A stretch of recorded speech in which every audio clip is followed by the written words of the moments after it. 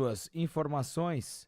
Agora são 15 horas e 11 minutos. Eu tenho imenso prazer de conversar com a doutora Michele Heringer, especialista em gerenciamento e prevenção ao assédio e à discriminação no trabalho. Doutora, primeiramente, seja bem-vinda aqui à CBN. É uma satisfação conversar contigo e uma excelente tarde.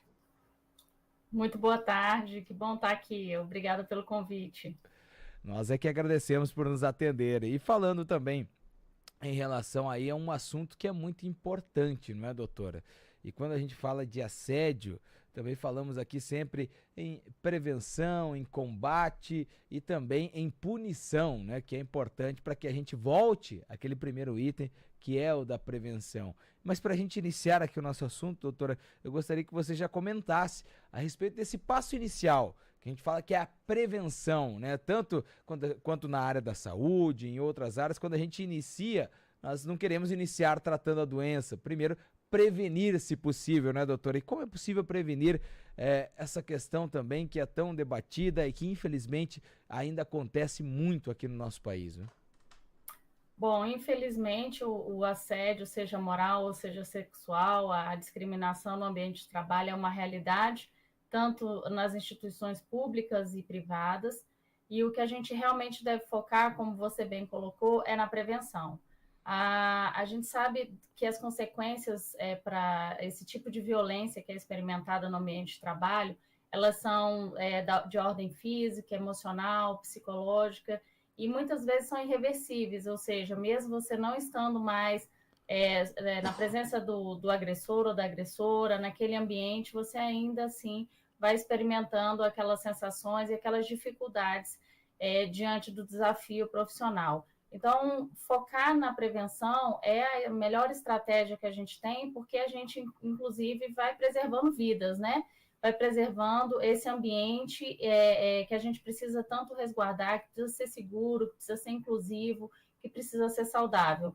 O foco da prevenção é no conhecimento, é na informação. Então, capacitações continuadas para a liderança, fortalecer também o coletivo para que as pessoas entendam dentro desse processo como devem atuar diante de casos de assédio, como devem se posicionar caso sejam testemunhas, como inclusive podem evitar, né, a ocorrência de situações de assédio moral que não sejam intencionais, ou seja, aquelas brincadeiras, até que ponto aquilo é saudável, até que ponto isso pode constranger, hostilizar, ironizar alguém.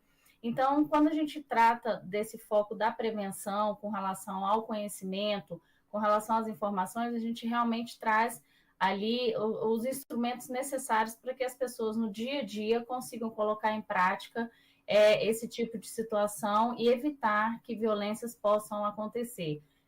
Do ponto de vista institucional, ter políticas claras, né, de prevenção e de combate ao assédio, com normativos, código de ética, código de conduta, que sejam amplamente divulgados, que sejam amplamente discutidos, pesquisas de clima organizacional para entender como as pessoas que trabalham naquele local entendem, estão tendo a percepção daquele ambiente, seja ele físico, seja o emocional, seja do ponto de investimento na saúde mental das pessoas, para que elas possam, então, fazer as melhores entregas.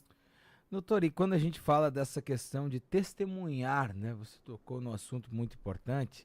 é, Tem aquela dificuldade, muitas vezes, que os colegas de trabalho, principalmente quando se trata de alguém que tem algum cargo de chefia, algum cargo de comando, né, dentro da instituição, dentro da empresa, as pessoas têm medo, né, de repente, de testemunhar contra e sofrer algum tipo de represália na sequência, né? Então, isso também é um caso que dificulta um pouquinho essa questão de levar adiante, não é, doutora? Com certeza, mas eu sempre costumo reforçar que o silêncio ele não protege. O silêncio ele reforça o poder do agressor ou da agressora. Então, mesmo diante desse temor que é real, a gente precisa reconhecer de uma perseguição, de uma retaliação, de sofrer as consequências, a gente precisa entender que dentro desse processo o silêncio também ele não vai proteger, muito pelo contrário, isso vai como uma crescente, vai como um fortalecimento de cultura organizacional que a gente precisa alterar. E em casos, obviamente, de retaliação ou perseguição em razão de se posicionar como uma testemunha ou alguém que efetivamente, inclusive, faça o registro da denúncia, o que a gente orienta é que isso novamente seja denunciado, porque, inclusive, pode agravar a situação de quem, então, está perseguindo aquela vítima e também as próprias testemunhas no caso da investigação. Isso reforça também a importância, doutor, do conhecimento, né, dos direitos, também da importância da denúncia, porque o empregado, o colega de trabalho daquele que está, do denunciante, colocando assim nessa condição, ele tem que entender também que amanhã pode ser ele, né? Com certeza, é justamente quando eu falo que não protege, né? Ele só reforça o poder do agressor. Então, a gente tem essa impressão que se a gente se calar, se a gente, de alguma maneira, ignorar ou fingir que não está percebendo aquela situação, que isso vai impedir que aconteça conosco. Vai, como eu disse, uma crescente, uma escalada, e vai mostrando para o agressor que ele tem mais espaço para atuar, porque o que a gente precisa diminuir quando a gente fala da questão da violência e da questão do assédio, a gente precisa diminuir os espaços de atuação daqueles assediadores, tanto homens quanto mulheres, que agem de forma contumaz. Ou seja, o que quer dizer? Eles têm uma estratégia, eles sabem o que estão fazendo, é uma forma de gerenciar, é uma forma de atuar. Então, quando a gente tem pessoas que se unem, que tem um coletivo que compreende seus direitos, que compreende também a importância de estarem juntos, se protegendo dentro desse ambiente, a gente começa, então, a reduzir esse espaço de atuação daqueles que, de forma consciente e deliberada, querem causar algum tipo de mal para aquelas pessoas que estão trabalhando naquele local de trabalho. Então, eu costumo dizer isso. Essa percepção, ela é errônea, né? De que o nosso silêncio, de alguma maneira, vai impedir que isso chegue até nós. E é importante também falar que às vezes eu não estou sentindo, porque não sou a vítima direta da situação de assédio, então eu não estou sentindo as consequências diretas daqueles atos. Mas só aí a gente está presenciando, a gente já vai vivenciando consequências que são indiretas. Isso também vai causando mal, vai trazendo uma insegurança, vai trazendo uma ansiedade, vai mexendo com o nosso emocional, o nosso psicológico, a gente então fica num estado de alerta, de se proteger de algo que a gente ainda não sabe bem o que é, mas não se sente bem naquele local. Isso tudo afeta a nossa produtividade, a nossa entrega e vai adoecendo a gente, seja fisicamente ou emocionalmente. Nós falamos do assédio moral, doutora, e agora também falando da questão do assédio sexual, que principalmente as mulheres, né, costumam ser aí as vítimas desse tipo de assédio. E quando a gente fala de muitas vezes de pessoas que deveriam estar ali para proteger, para regulamentar ações que coíbam esse tipo de assédio, nós tivemos um caso, inclusive, dentro de uma Assembleia Legislativa. Então, claro, ali com vídeo, com a filmagem, para todo o Brasil ver. Isso também preocupa de certa maneira, né, doutora? Porque são pessoas que deveriam estar ali justamente na via contrária, né? Infelizmente, quando a gente fala do assédio sexual, a gente tem aí mais de 54% das mulheres já sofreram algum tipo de assédio sexual no ambiente de trabalho. Isso é um número preocupante, mas posso dizer a você que esse número ainda é muito longe da realidade. A gente tem 80% dos casos que são subnotificados, ou seja, que sequer são registrados, que sequer são conhecidos. Então, se a gente se assusta aí com os dados que aparecem nas pesquisas, né, principalmente pelos órgãos de controle, como o Ministério Público do Trabalho, a gente tem um número ainda maior. O que a gente percebe na questão do assédio sexual é que, por atingir princípios, né, e direitos preservados constitucionalmente, como a honra, a intimidade, a vida privada, a gente percebe uma dor muito grande das vítimas, maior número as mulheres, mas a gente tem homens também que são vítimas de assédio sexual. E dentro dessa questão que você trouxe, desse caso da Câmara Legislativa e também, né, recente exemplo que a gente teve no governo federal e outras situações também envolvendo o ex-presidente da Caixa Econômica, a gente percebe, né, uma fragilidade das vítimas e a gente percebe que posições de liderança que deveriam dar o exemplo, deveriam realmente trabalhar no sentido de prevenir, no sentido de proteger, infelizmente ainda estão atuando de forma devastadora a invadir, né, essa honra, essa intimidade, valendo-se de uma hierarquia, de um poder para intimidar, para chantagear e dentro desse cenário, obter algum tipo de vantagem sexual, então inferiorizando a vítima e trazendo profunda dor para que aquela pessoa consiga, infelizmente, às vezes não consegue nem superar o que sente para dentro dessa perspectiva da vida profissional, dar continuidade ao seu trabalho, né? Doutor, e quando a gente fala, né, a respeito do sentimento também da vergonha, quem deveria ter vergonha, evidentemente, é aquele que está delinquindo, né? É o delinquente, quem está cometendo o crime. Mas muitas vezes a gente tem também a questão de vergonha da própria vítima, de se manifestar, de fazer uma denúncia, porque tem vergonha de expor aquilo, né? Existe muito ainda esse tipo de caso das vítimas dentro dessas subnotificações, né? Desses casos que não são registrados, essa questão também da vergonha da vítima em expor isso?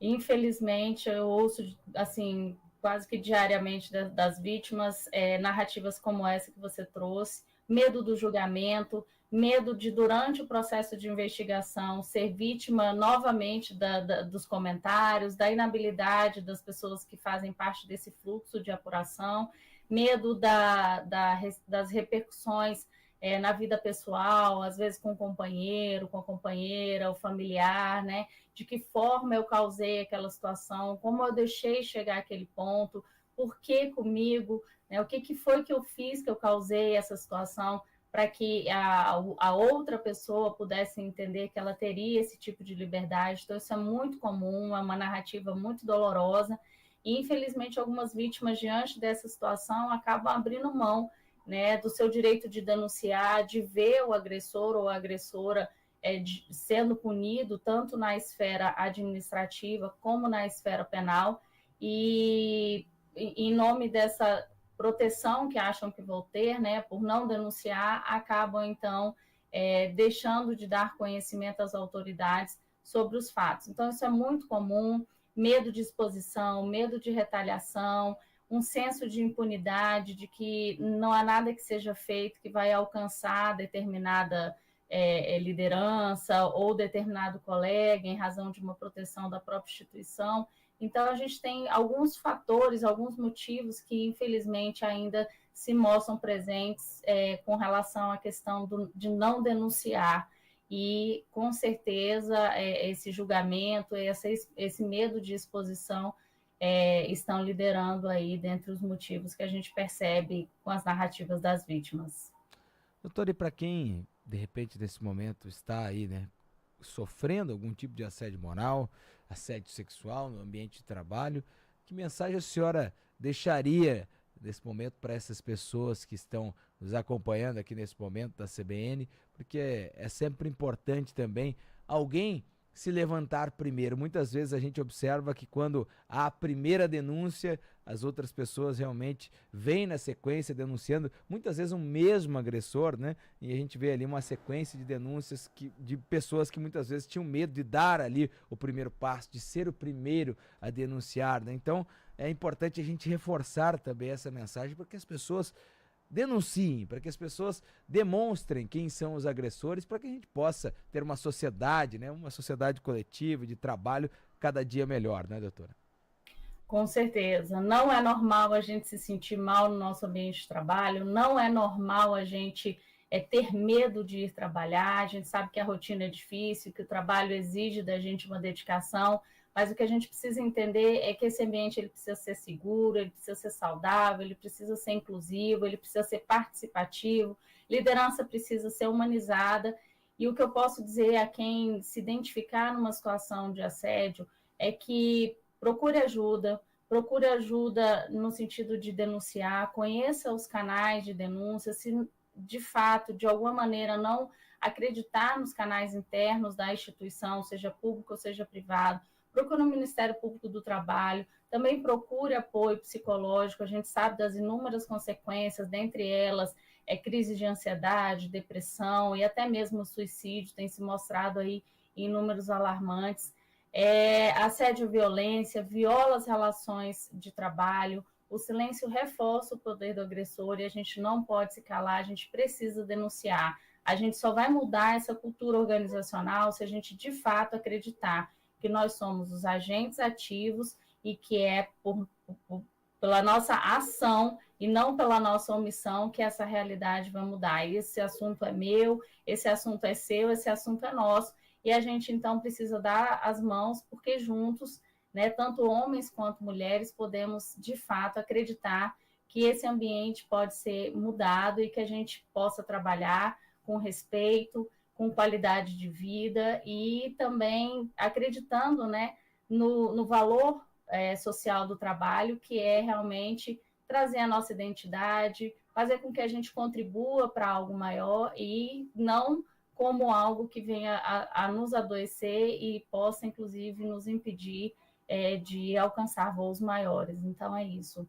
Juntos, essa luta é nossa pelo fim do assédio, seja moral, seja sexual, pela inclusão também, pelo fim da discriminação, independentemente de qual grupo pertencer, a gente precisa, sim, ser tratado com respeito e ter qualidade de vida no ambiente de trabalho.